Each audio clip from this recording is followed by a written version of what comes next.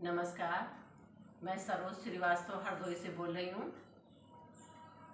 आज बात करते हैं गौमुख आसन।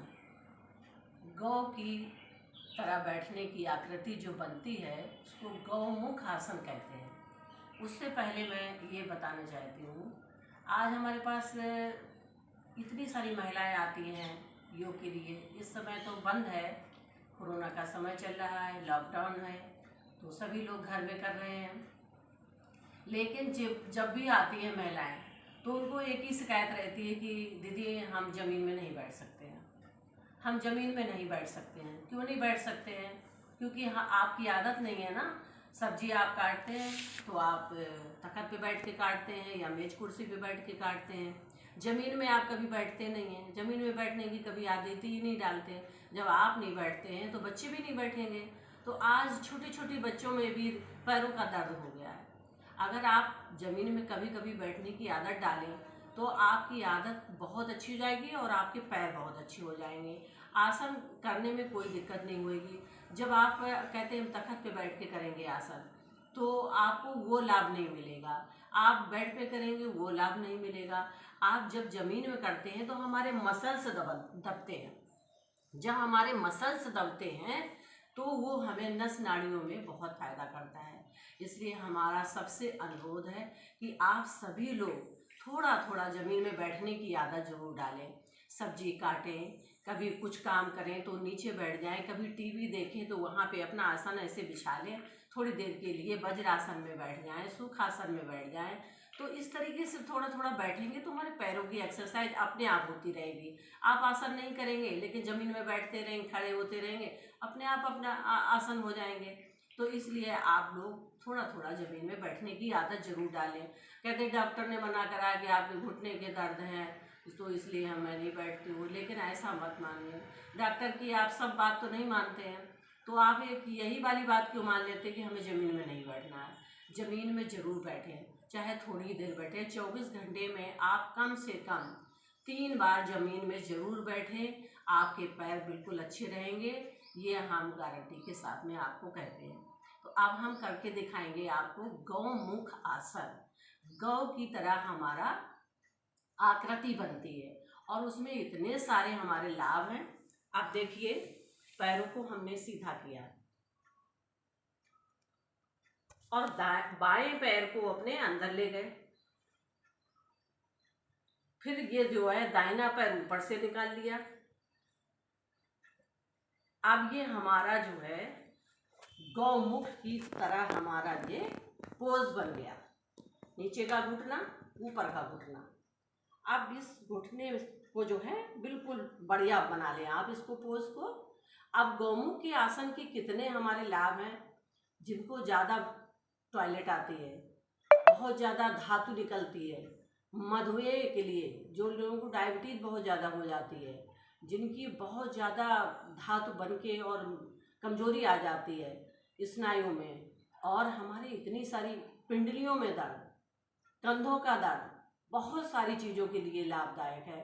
और इसको जो है ऐसे रखते हैं और बायां हाथ पीछे ले जाते हैं और दाहिना हाथ घुटने पे रखते हैं। जो घुटना होता है वही हाथ उसके ऊपर रखते हैं और सांस भर के पीछे वाले को खूब ज़्यादा पीछे ले जाएं। सांस भरें, दोनों हथेलियों को पीछे ले जाके उंगलियों में फंसा लें। और फंसाना इस तरीके क्या है देख लें एक बार, आप पीछे से भी देख लें। इस तरीके से फंसाना है, ऐसे फंसाना, सीधे आपकी रीढ़ की हड्डी प्रभाव में आ रही, आपकी कोहनियां, जंघा, कंधे, आपका सर्वाइकल, ये सब ठीक हो रहा है। अब इसको जो है धीरे से आ जाएं और ये इस तरफ से हो गया। अब करेंगे दूसरे तरफ से। आप जो है दाहिना पैर अंदर ले जाएं और बाएं पैर को ऊपर से निकाल दें। ज़्यादा से ज़्यादा ले जाएं दोनों पैरों को। अब ये सेंटर हमारा बराबर होना चाहिए। अब ये बाएं हाथ को रखेंगे, दाहिना हाथ पीछे ले जाएंगे, जैसे पहले किया था वैसे ही करेंगे। सांस भर के ले जाएं,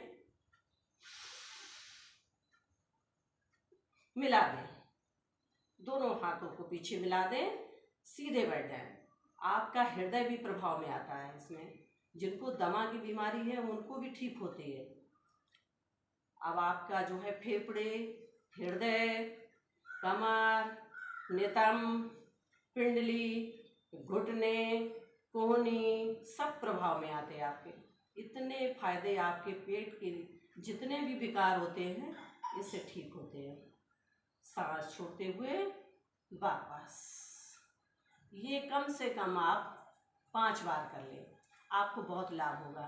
इसी का दूसरा स्टेप है, आप एड़ी पे बैठ जाएं, एड़ी पे बैठ जाएं। गौमुख आसन का दूसरा स्टेप, इस तरीके से बैठें। इससे पल्स की बीमारी, बवासीर की बीमारी ठीक होती है। आंख बंद करके बैठ जाएं।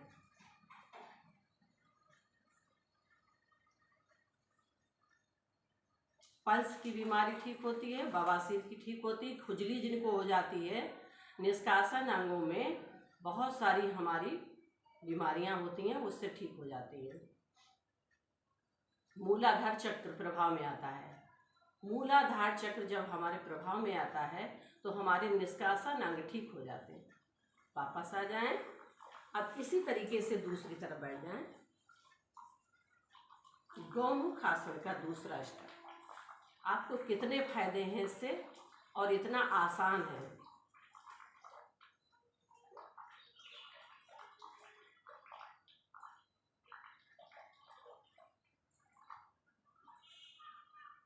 पूरी एड़ी को मूलाधार में लगा लें, वापस आ जाएं। पैर खोल के गहरी लंबी सांस ले लें।